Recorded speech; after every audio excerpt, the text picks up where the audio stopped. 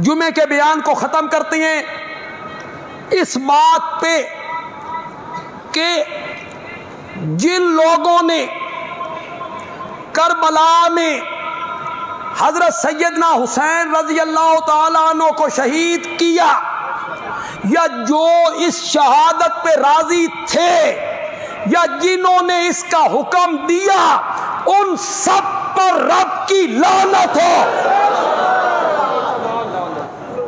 लानत हो उन लोगों पर जिन्होंने उनके साथ धोखा किया, उन्हें शहीद किया, उनकी शहादत पे वो राजी थे, उनकी शहादत पे खुश हुए। जो लोग उनकी शहादत पे खुश हुए उन पर भी रब की लानत।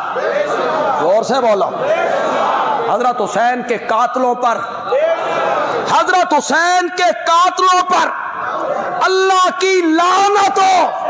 तो फिर साथ बोलो कि दोरे दामाद नबी मजलूम मदीना हजरत सैयदना उस्मान, उनके कत्ल पर जो लोग मुकर्रर थे और जो लोग उस पर राजी थे उन पर भी रब की लानत हो, उन पर भी रब की लानत हो।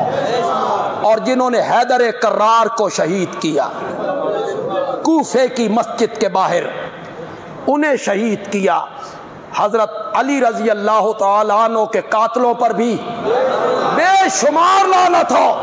और हजरत उमर रजी अल्लाह ताला अन्हु को जिस फिरोज नामी मजूसी ईरानी नस्ल उसने सुबह की नमाज में हमला करके उन्हें शहीद किया, उस पर भी रब